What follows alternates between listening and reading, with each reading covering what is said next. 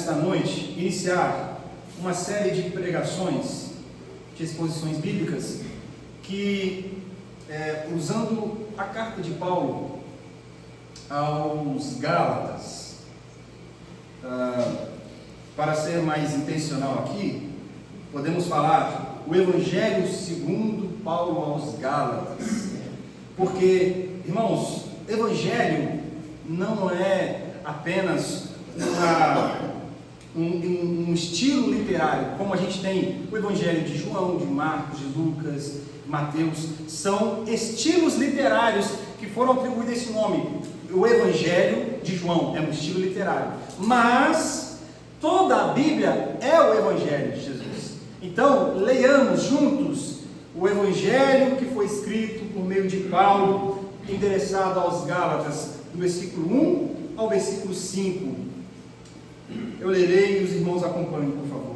Diz assim: Eu, Paulo, apóstolo, nomeado não por um grupo de pessoas, nem por alguma autoridade humana, mas pelo próprio Jesus Cristo e por Deus, o Pai, quem ressuscitou Jesus dos mortos.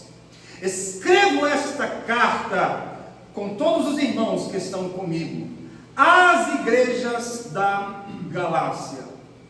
Que Deus, o Pai e nosso Senhor Jesus Cristo lhes deem graça e paz.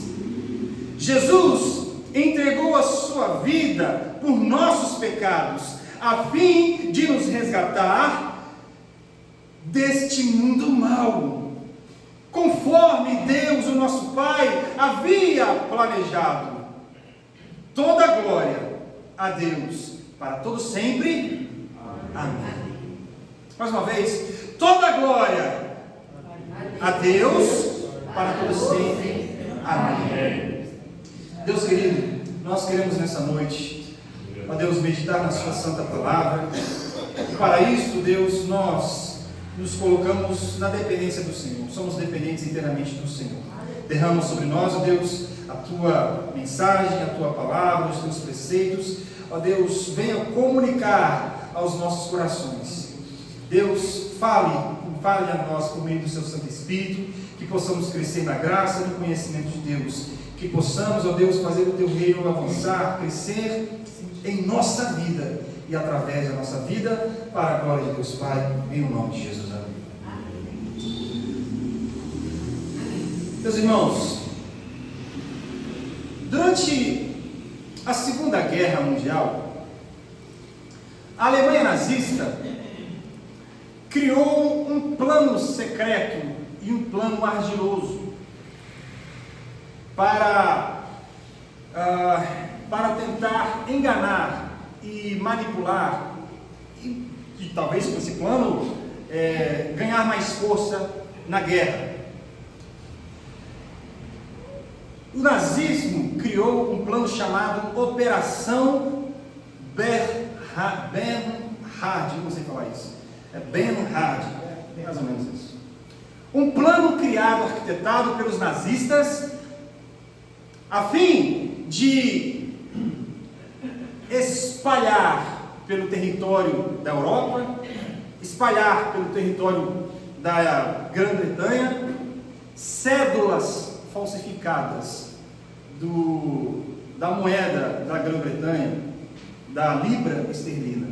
Eles fabricaram toneladas e toneladas de libras esterlinas para fazer com que aquilo fosse espalhado, com qual objetivo? De criar uma falsa sensação de riqueza, espalhando uma moeda sem lastro. E com isso, levar a um prejuízo econômico e minar as finanças e a economia da Inglaterra, inimiga do nazismo. No fim, a Inglaterra, o nazismo perdeu, e aquela moeda sem lastro rapidamente foi retirada e a economia da Europa se estabilizou. Mas eu quero chamar a atenção para a engenhosidade dos inimigos, dos nazistas. Está mais do que evidente que o inimigo na Segunda Guerra Mundial era o nazismo, né? Veja a estratégia que foi elaborada para que eles pudessem ganhar a guerra. O que eles produziram? O que eles fizeram? Produziram cédulas falsificadas. Parecia a libra, parecia a moeda, parecia a nota, mas para aqueles que tinham familiaridade com a moeda, poderiam identificar o que era falso e o que era verdadeiro. Irmãos, as cópias podem se parecer cada vez mais próxima do original, porém as cópias continuarão eternamente sendo cópias. E com isso, eu introduzo um dos problemas que estava sendo instaurado nas igrejas da Galácia. Paulo escreve esta carta para corrigir um problema grave que estava sendo estabelecido entre as igrejas que ele levantou, as igrejas que ele produziu, as igrejas que ele plantou.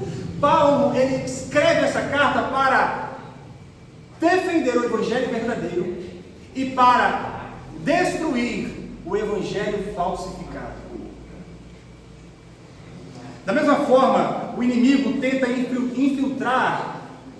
Satanás, ele vem tentando desde o primeiro século. Veja, a primeira carta que Paulo escreve para a comunidade cristã é essa carta, a carta aos Gálatas.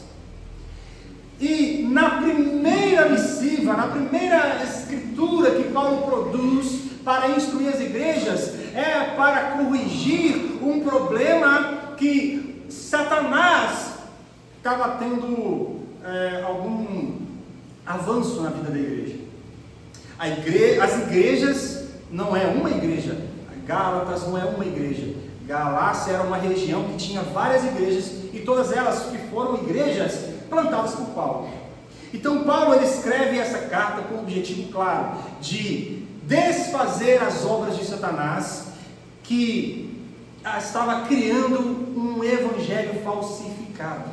Assim como os nazistas criaram uma moeda falsa para tentar minar a economia da Europa e da Inglaterra, Satanás, já por volta dos anos 50, já estava criando as suas moedas falsas, o seu evangelho falsificado, para tentar minar a igreja do Senhor. Mas, graças a Deus, Deus sempre levantou os seus profetas, os seus apóstolos, os seus pregadores, os seus pastores, os seus líderes, para fazer com que a igreja sempre se mantenha firme, de pé e saudável.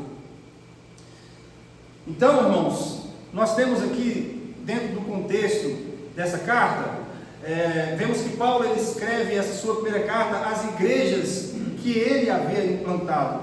Aqui, só para vocês terem uma noção territorial, essas igrejas, elas ficavam na região que é hoje, mais ou menos ali, a região oeste da Turquia, era chamada a região da Galácia do Sul. As igrejas, possivelmente as igrejas específicas, as cidades específicas que Paulo endereçou essa carta, foram para as igrejas da Antioquia da Pisídia, para Icônio, para Listra e para Derbe.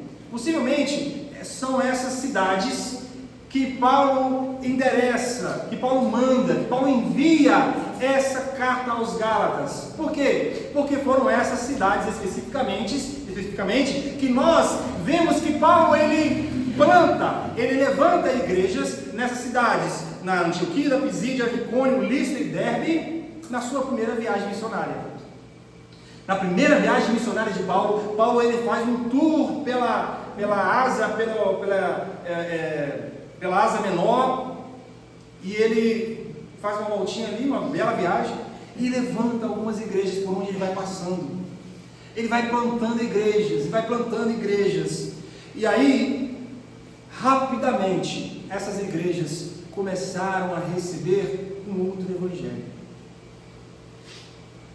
Os legalistas, os fariseus que estavam se convertendo, mas não deixando de ser fariseus, estavam se levantando no meio da igreja para perverterem o evangelho e para perturbar as igrejas. E por isso Paulo, ele precisa ser, no primeiro momento, incisivo, duro nesta carta. Ele começa a carta na segunda, e a gente vai, a partir da semana que vem, falar mais especificamente sobre o problema e como Paulo vai tratando esse problema. Mas nós vamos ver aqui que Paulo ele faz primeiro dois movimentos. Um movimento de defender o seu apostolado e de defender o evangelho. Por quê? Porque a igreja que ele tinha acabado de implantar, agora Paulo recebe a notícia de que essa igreja, ela estava sendo perturbada, estava sendo corrompida por um falso evangelho. Por mais que as pessoas possam às vezes discutir e falar, mas veja, nós não estamos falando de Jesus aqui e ali, não está se pregando Jesus, não estão falando acerca do evangelho. Tá bom, vamos analisar, vamos ver o que é esse evangelho que eles estão pregando, vamos entender o que é esse Jesus que eles estão pregando. É o Jesus das Escrituras? É o Jesus, somente Jesus, ou é um Jesus mais alguma coisa? É um Jesus que precisa de um adereço, é um Jesus que precisa de alguma coisa a mais para enfeitá-lo, porque Jesus por si só não é tão atrativo assim. Irmãos, quando nós tecemos críticas a diversas manifestações religiosas que tentam reinventar a roda, tentando adicionar coisas ao evangelho, nós devemos ter a mesma postura que Paulo, ser incisivo e dizer que nós permanecemos com o evangelho verdadeiro, porque ainda que o falso evangelho venha aparecer, veja, lembra que eu falei? A cópia pode parecer com o original, mas nunca será o original. Nós podemos enxergar igrejas por aí afora, inúmeras, com placas e com nome de igreja, mas se não estiverem pregando o evangelho puro e simples de Cristo, somente Jesus, a salvação somente por Ele na fé, a salvação exclusivamente pelas obras de Cristo e nada por nossas obras, se nós não ouvirmos, se nós não virmos emanar dessas igrejas a pregação pura do evangelho, nós não podemos considerar essas igrejas sérias e igrejas que de fato pregam o evangelho, e não podemos nem considerar que o evangelho que está sendo pregado lá é evangelho. Nós vamos falar na semana que vem mais sobre isso, quando a gente vê no versículo 6 ao 10, Paulo enfatizando isso, dizendo, se alguém pregar um outro evangelho, uma cópia, veja, porque quando o evangelho verdadeiro ele é pregado, ele é naturalmente aceito.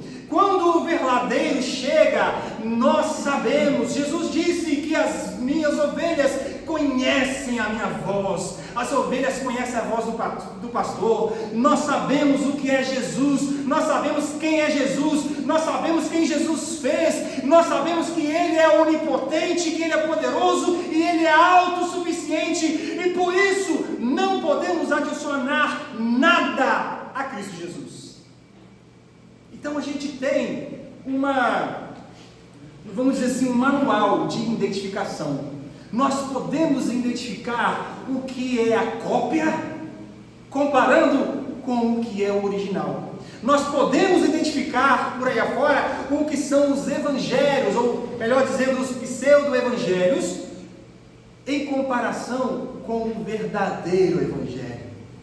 Irmãos, o verdadeiro evangelho é aquele que nós encontramos na palavra, o evangelho que é pregado pelos apóstolos, o evangelho de Cristo Jesus. Então veja, hoje a gente vai fazer basicamente um panorama aqui, ok? Nas igrejas que Paulo havia implantado, estavam recebendo as visitas de mestres judaizantes. Que é isso? Homens que saíram lá de Jerusalém, que se converteram, homens que receberam o evangelho dos apóstolos, mas Eles receberam o evangelho dos apóstolos e falaram assim: peraí, eu acho que dá para a gente criar o nosso próprio evangelho. Porque, sabe, o evangelho que esses apóstolos estão pregando aí é um evangelho que exclui a lei de Moisés. Mas eu sou judeu, como é que eu vou excluir a lei de Moisés? Eu sou judeu, para eu ser salvo, eu tenho que sim, é Jesus, mas é Jesus mais a lei.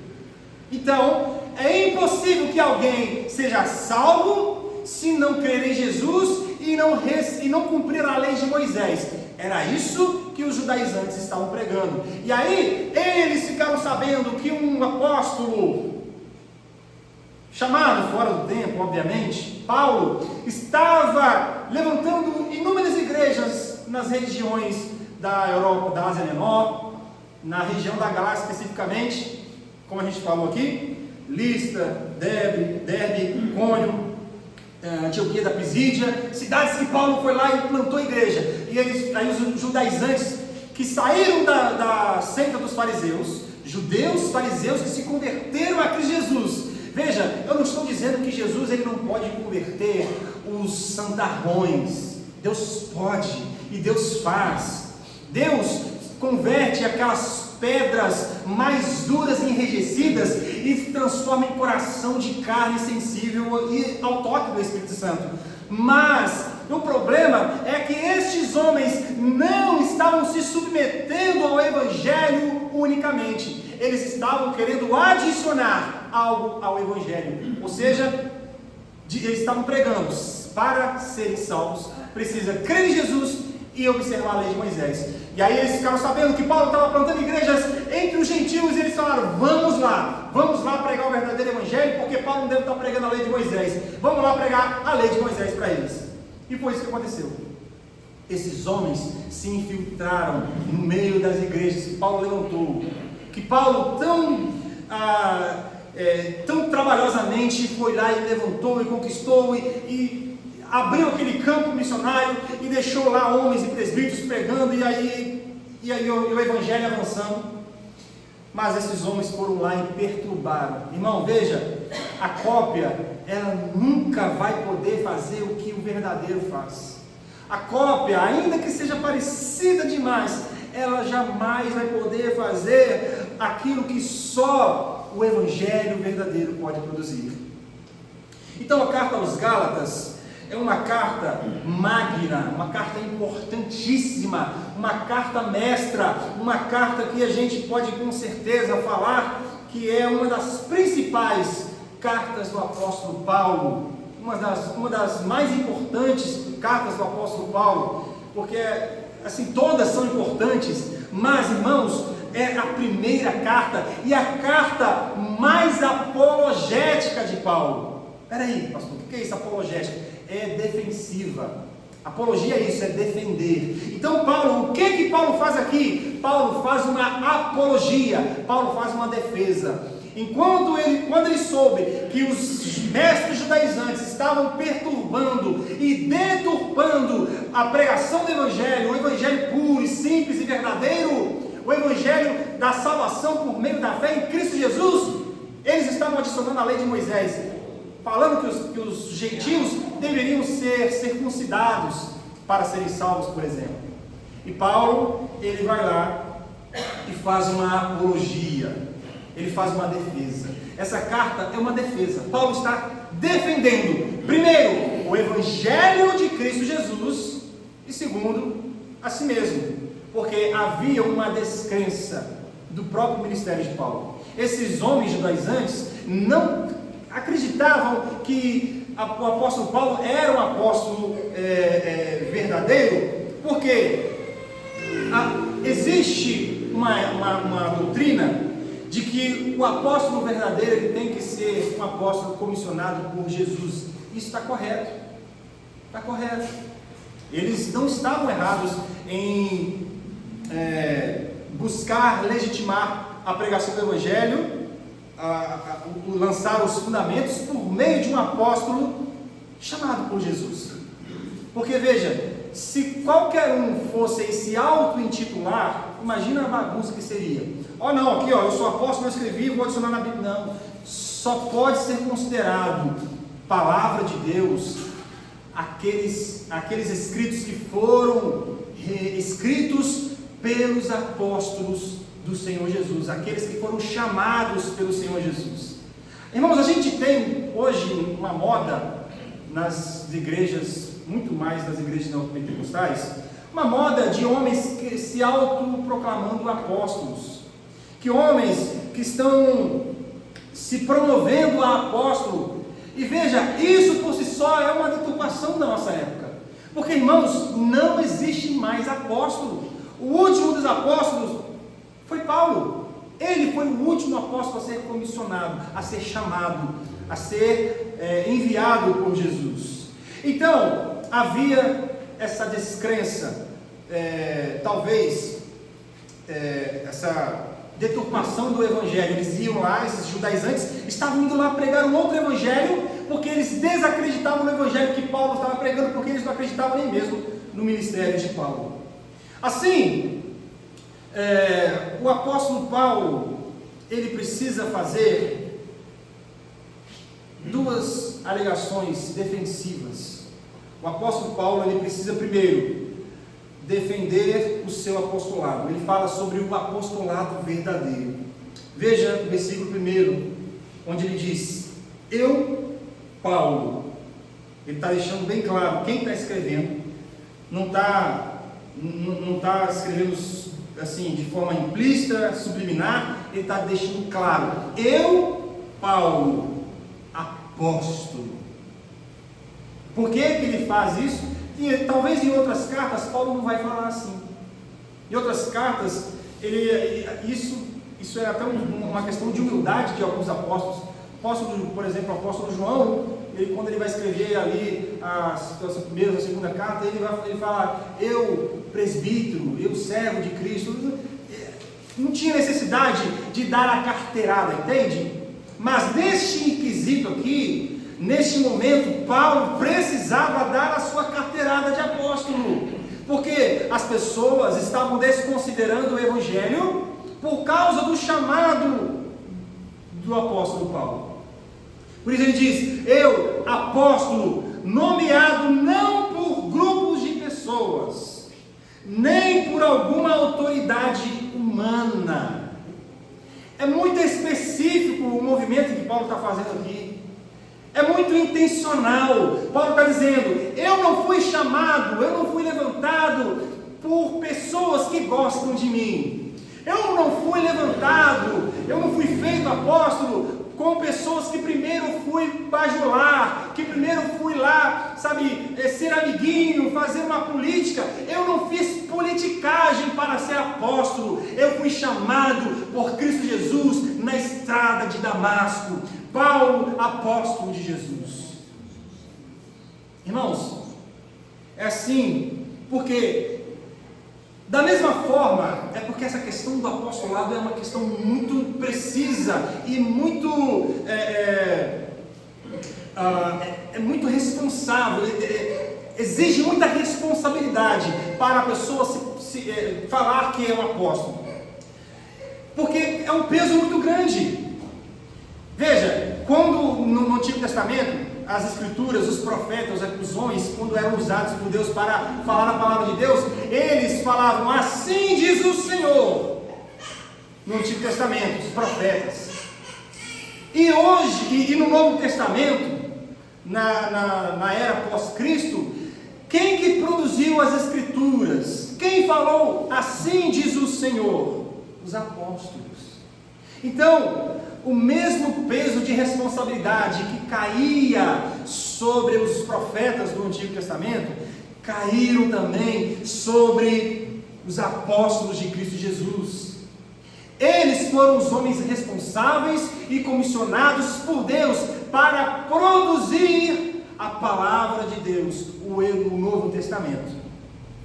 Então, era uma responsabilidade muito grande, e que nenhuma pessoa podia buscar essa responsabilidade para si. Nenhuma pessoa podia procurar fazer uma reunião, uma política para que a pessoa fosse autoproclamada. Tinha um falso mestre do século II, Marcião, ele vivia perturbando esqueci o nome do Jesus. Aquele rapaz que era discípulo de João, Policarpo, às vezes falha a memória. Marcião, ele vivia perturbando o Policarpo, dizendo: Policarpo, reconhece-me. Policarpo, reconhece-me. Era um falso mestre que ele estava querendo se autoproclamar, e ele queria se colocar como um dos apóstolos, como uma pessoa importante, como um líder da igreja do segundo século. Mas ele precisava que uma das pessoas mais importantes ali, Policarpo, que foi um discípulo direto do apóstolo João, ele estava dizendo: reconhece, porque se você me reconhecer, fazendo política, né? Reconhece, porque se você me reconhecer, as pessoas vão dar crédito mais nas minhas palavras. Então reconhece-me. Policarpo disse: reconheço que tu és um servo do diabo. Porque ele pregava mentira, pregava heresia, pregava um falso evangelho. Então, irmãos, era de uma seriedade terrível o cargo de apostolado. E Paulo não tem medo de rogar para si esse título, porque ele sabia que não foi ele que buscou, ele sabia que ele não fez política para ganhar aquele cargo, ele não bajulou os apóstolos para que os apóstolos, como um colegiado, levantasse Paulo para esse ministério apostólico. Ele foi levantado pelo próprio Cristo. Ele afirma isso em letras garrafais, dizendo: eu, Paulo, apóstolo, nomeado não por um grupo de pessoas, nem por alguma autoridade humana, mas pelos próprios Jesus Cristo e por Deus, o Pai, que ressuscitou Jesus dos mortos.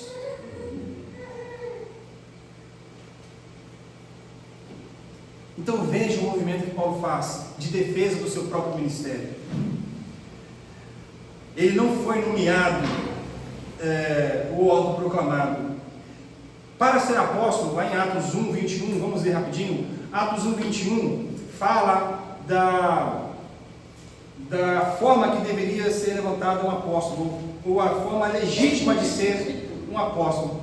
Atos 1, 21 diz: agora, portanto, devemos escolher um dentre os homens que estiveram conosco durante todo o tempo em que o Senhor Jesus andou entre nós, desde que ele foi batizado por João até o dia em que foi tirado do nosso meio e elevado aos céus. O escolhido se juntará a nós como testemunho da ressurreição. Então veja, aqui, para colocar um substituto no lugar de Judas, que havia traído Jesus e havia se matado, era necessário colocar alguém no lugar. Não poderiam criar-se uma eleição contínua. Vamos começar a colocar apóstolos, um apóstolo por ano. Nós somos 11, vamos colocar mais um esse ano, aí depois mais um. À medida que a igreja for crescendo, nós vamos nomeando apóstolos. Não, eles colocaram um no lugar do número que Jesus estabeleceu, os 12, e ficaram por ali. O colegiado apostólico era ali, os 12. E como que eles entendiam que a pessoa deveria ser ser nomeada apóstolo? Deveria ser uma pessoa que teria visto Jesus, andado com Jesus, sido ensinado por Jesus. Porque, irmãos, veja, havia os 12 apóstolos, mas os 12 apóstolos eram o círculo mais próximo dos discípulos. Mas Jesus tinha muitos outros discípulos. Tem a comissão dos 70.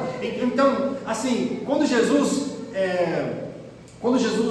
ressuscitou e apareceu para os apóstolos, Paulo diz que ele apareceu para mais de 500 pessoas. Então, havia um grande número de pessoas que estavam seguindo Jesus já naquele momento. Mas para ser um apóstolo, precisava ter as atribuições corretas. Coloca para mim 1 Coríntios 9, 1 a 3. A gente vai ver o que Paulo fala sobre isso também. Acaso não sou livre como qualquer outro? Não sou apóstolo? Não vi Jesus, nosso Senhor, com os meus próprios olhos? Veja, testemunha ocular de Cristo. Não são vocês resultado do meu trabalho no Senhor? Mesmo que outros pensem que não sou apóstolo, certamente o sou para vocês. Vocês mesmos são prova de que eu sou apóstolo do Senhor. Esta é a minha resposta aos que questionam minha autoridade. Então, o apóstolo Paulo, fazendo o seu movimento de defesa apostólica, apóstolo do Senhor Jesus, sem nenhuma dúvida. Por isso nós cremos, irmãos, que essa maneira criteriosa de se levantar um apóstolo, foram critérios específicos para o primeiro século, assim, logo após a morte de Jesus, logo após a ressurreição, logo após a subida de Jesus aos céus. Ali foi o momento e o período apostólico. Depois que os apóstolos morreram, não existiu a ideia de sucessão apostólica. Os católicos, por exemplo, eles creem nessa doutrina da sucessão apostólica. Para eles, o Papa que está aí hoje é um sucessor do apóstolo Pedro, que vem acontecendo essas sucessões desde a morte de Pedro até hoje. Isso é uma falácia, isso é mentira, isso é uma heresia, porque nós cremos na palavra de Deus que os apóstolos todos foram chamados especificamente por Jesus, exclusivamente por Jesus. Isso se encerrou naquele período apostólico, e hoje, portanto, não tem mais essa ideia de apóstolos hoje. E aí eu gosto de falar o que o Augusto Nicodemo ele fala, um pastor presbiteriano. Ele fala muito acertadamente, diz que apóstolo bom é apóstolo morto. Todos eles estão mortos. Amém? Bom, o apóstolo Paulo, ele foi o último dos apóstolos, porque o apostolado de Paulo era então questionado. Por que as pessoas estavam questionando o chamado de Paulo? Porque Paulo, ele foi chamado tardiamente.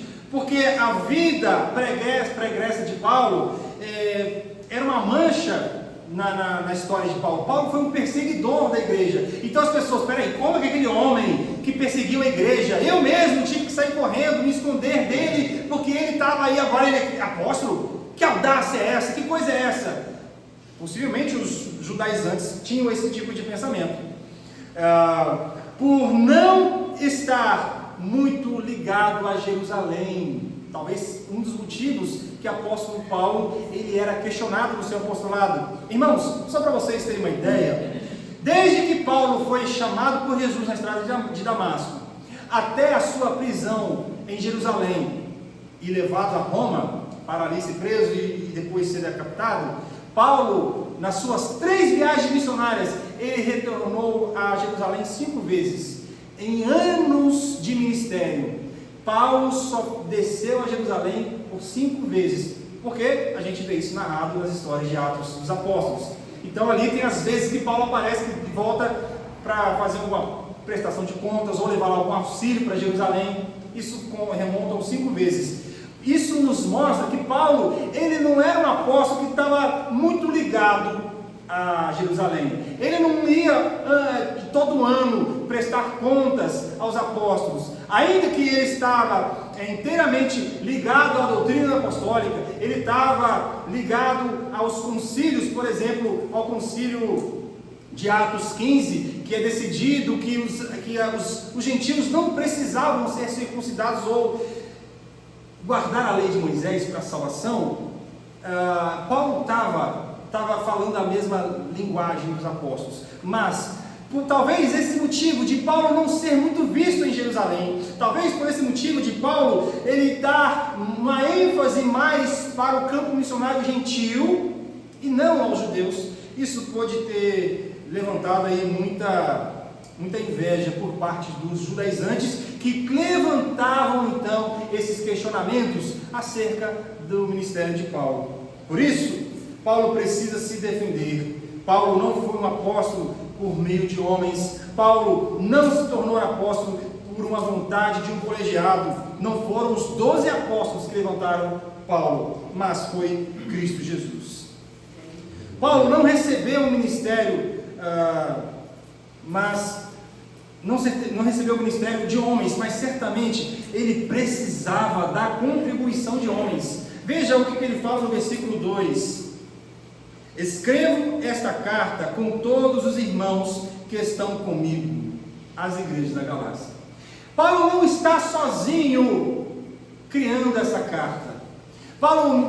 Tampouco Paulo saía viajando, levantando igrejas, pregando o evangelho sozinho. Ele sempre estava acompanhado, ora por Barnabé, por Timóteo e por tantos outros, homens e mulheres que eram contribuintes, que eram cooperadores do ministério de Paulo. E aqui Paulo está deixando claro, ele está dizendo assim: olha, eu não fui chamado por um grupo nenhum, ninguém me elegeu, ninguém me levantou como apóstolo, foi o Senhor, mas Deus, o próprio Senhor Jesus, tem levantado grupos de pessoas para trabalharem comigo, e eu escrevo esta carta com todos os irmãos que estão comigo. Paulo, ele não era um lobo solitário. Por mais que Paulo ele estivesse desgarrado dos demais apóstolos, os 12 apóstolos estavam mais ali concentrados na Judéia, o apóstolo Paulo foi para os gentios. Mas Paulo nunca trabalhou sozinho, sempre precisou de pessoas, irmãos. E a gente, como líderes de igreja, nós precisamos sempre contar com a ajuda das pessoas, com a ajuda dos irmãos. O próprio apóstolo Paulo, um homem inspirado por Deus, cheio do Espírito Santo, o homem que era inteligentíssimo, sábio em muitos graus, ele precisou, por vezes, ajuda de muitos irmãos. Então veja, Paulo ele não era um pregador só solitário. Paulo contava com a ajuda de cooperadores. Ele não estava se autoproclamando, nem proclamado pelo povo, mas com certeza ele precisava do povo para cumprir o seu ministério. E Paulo, por fim, ele faz uma saudação então meio que longa.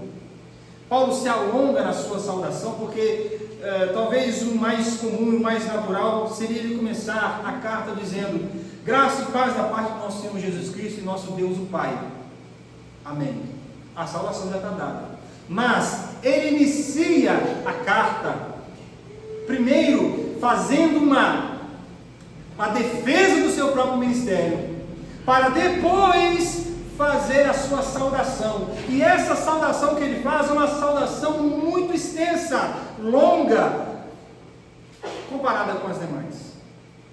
Paulo faz a sua saudação dizendo que Deus, o Pai e nosso Senhor Jesus Cristo lhes deem graça e paz. Jesus Cristo entregou a sua vida por nossos pecados, a fim de nos resgatar deste mundo mau, conforme Deus, nosso Pai, havia planejado. Toda a glória a Deus para todos sempre. Amém. Aí a saudação.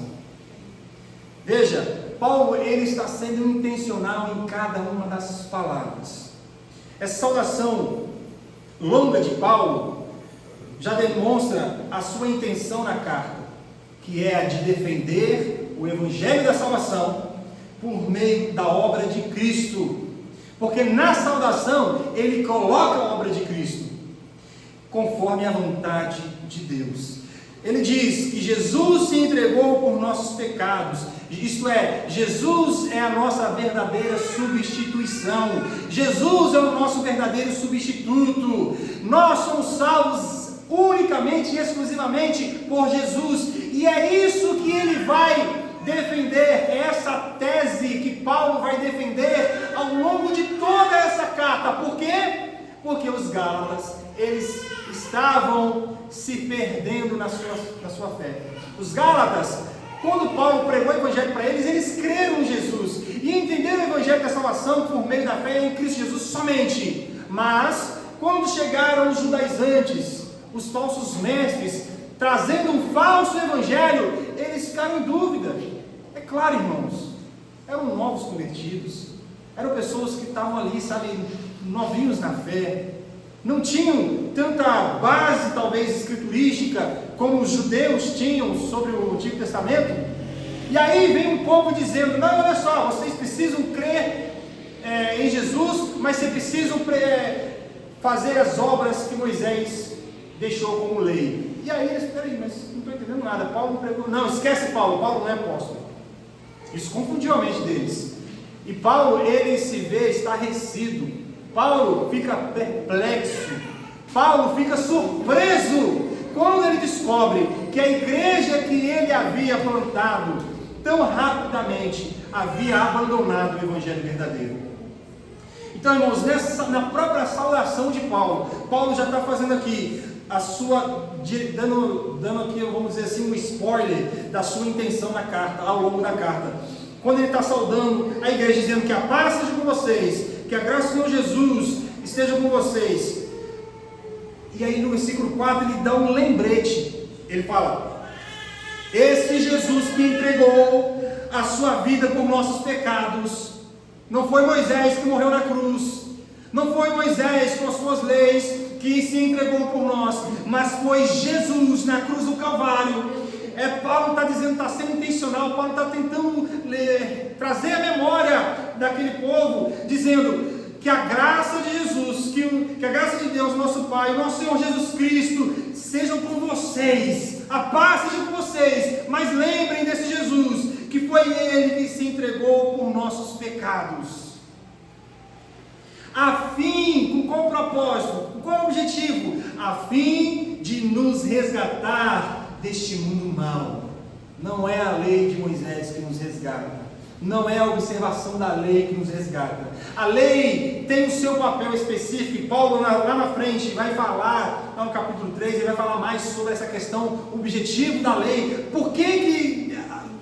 Para que serviu a lei na nossa vida? Para nos apontar o nosso pecado, para nos fazer ver e enxergar que nós somos pecadores. Porque se a lei não viesse sobre mim e me mostrasse que eu era pecador, eu não saberia que eu era pecador. Mas a lei aponta na minha vida o meu pecado. E agora, o que eu faço? Para onde que eu vou? Como eu resolvi o pecado da minha vida? Praticando a lei? Não consigo praticar a lei, eu não consigo ser fiel à lei. É na obra de Jesus Cristo que somos salvos, é aquilo que Jesus fez na cruz. Ele se entregou, Jesus entregou a sua vida para que nós fôssemos salvos. Veja como Paulo é intencional, já nos primeiros versos dessa carta, irmãos, e tem assim uma vasta teologia de defesa ao longo desses capítulos que a gente vai ver mais à frente.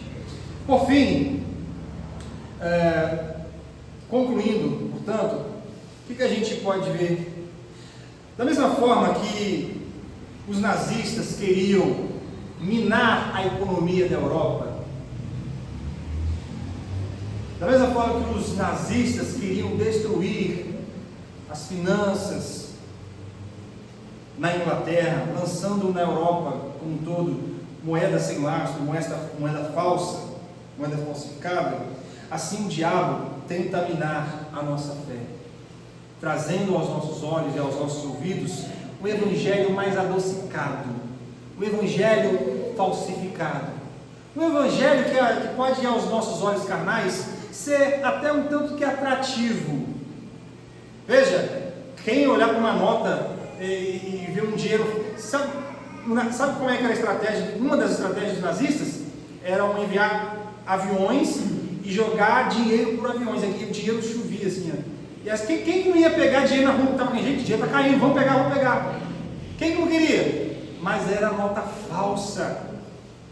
Quem que não quer um evangelho facilitado, um evangelho doce, um evangelho que não nos exige tanto? A nossa carne quer. Esse é o objetivo do diabo, fazer com que a gente venha recorrer a falsificações, porque a nossa carne não suporta o verdadeiro evangelho.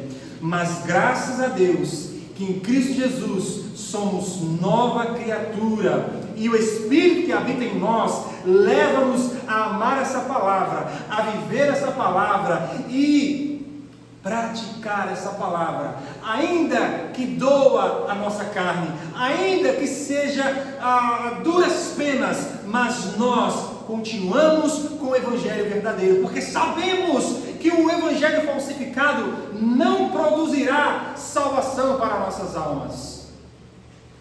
Então, na tentativa de desacreditar a pregação, Satanás lança por aí afora falso evangelho, plantando dúvidas quanto à autoridade profética e apostólica da palavra de Deus. Quantas pessoas fatiam a palavra? Não, olha, eu vou ficar só com o Novo Testamento, no Antigo não vou. Não, eu creio no Jesus do amor, mas esse Deus do fogo consumidor eu não creio. Gente, no Instagram ficou famoso aí umas 2 semanas atrás um pastor falando sobre isso. Não creio no fogo consumidor. Gente, as pessoas estão fatiando o evangelho para fazer do evangelho um evangelho falsificado. Mas o evangelho verdadeiro permanecerá. O evangelho de Jesus verdadeiro permanece até hoje. Já são 2000 anos de luta e de luta, mas o próprio evangelho testifica e testemunha que as portas do inferno não prevalecerão sobre a igreja de Cristo Jesus, porque a igreja de Cristo Jesus está embasada na palavra. O inimigo tenta criar outras formas ilegítimas de autoridades, levantando falsos apóstolos por aí afora. Nós, como disse, apóstolo bom é apóstolo morto, nós reconhecemos o apostolado somente dos 12 e de Paulo, somente esses que escreveram a palavra de Deus. O diabo, ele tem levantado todo e qualquer tipo de pensamentos liberais, que visa descaracterizar a igreja e criando falsos líderes, disseminando o relativismo e o pragmatismo. O relativismo é a ideia de que o evangelho para mim é de um jeito e para você pode ser de outro jeito. O pragmatismo é: vamos fazer as coisas, não importa o como nós faremos, só importa o objetivo, o final. Se nós chegarmos lá no final, o meio, a maneira que vamos fazer não importa. Não, a maneira importa e muito. Como nós servimos a Deus importa demais. O nosso testemunho deve ser um testemunho embasado na palavra. O nosso testemunho deve ser um testemunho de vida que demonstra a palavra. Nós devemos pregar por nossa voz, com a nossa palavra, com o nosso intelecto, e devemos pregar através da nossa vida prática. Nós devemos ser lidos pelos mundanos. As pessoas devem olhar para nós e falar: ali vai uma Bíblia. Antigamente as pessoas falavam isso, né? E aquele irmão, aquilo é Bíblia. Irmãos, nós devemos ser chamados assim, nós devemos ser anexados à Bíblia, nós devemos ser conhecidos como o povo da Bíblia. Aleluia. Mas o relativismo e o pragmatismo têm minado isso. Bom, mas nós somos chamados por Cristo, nós somos guiados por Cristo, nós somos sustentados por Cristo, como nós estudamos hoje pela manhã na escola dominical, sobre a manutenção de Deus, a providência de Deus, o Deus que sustenta, que age e que governa a nossa vida. Nós fomos resgatados por Cristo para o louvor da glória de Deus e do próprio Cristo. Então, irmãos, nós ficamos com o evangelho verdadeiro, rejeitamos as falsificações, não aceitamos as invenções humanas acerca do evangelho. Tudo que for inventado deve ser considerado maldito, e veremos isso por menor na semana que vem, quando olharmos para a segunda parte. Amém, meus irmãos? Amém. Vamos orar, e convido você que venha participar dessa série, dessas exposições bíblicas neste livro de Gálatas. Não perca, venha semana que vem, estaremos juntos para crescer na graça e na glória do nosso Deus. Oremos. Santo Deus, quero te agradecer, porque o Senhor é um Deus bom e tem nos motivado a continuar no caminho certo. Ainda que, por vezes, ó Deus, nós somos tentados e alvejados pelo inimigo, Senhor, nós sabemos que somos blindados e temos a armadura de Deus em nossa vida. nós podemos permanecer, resistir, ficar firme, porque o Senhor nos dá a ferramenta certa para resistirmos aos dias maus, resistirmos às tentações, resistirmos às investidas do diabo contra a nossa vida. Deus, é a tua palavra, é o teu evangelho, o evangelho verdadeiro, não falsificado, não inventado, não manipulado, não cortado. Nós ficamos com o evangelho inteiro e verdadeiro. Portanto, Senhor, acende essa chama no nosso coração, que todos nós, como igreja do Senhor Jesus, possamos nos deter nesta verdade, ficar com o evangelho inteiro de Cristo Jesus. É o evangelho do qual a gente não se envergonha. Em nome de Jesus, amém.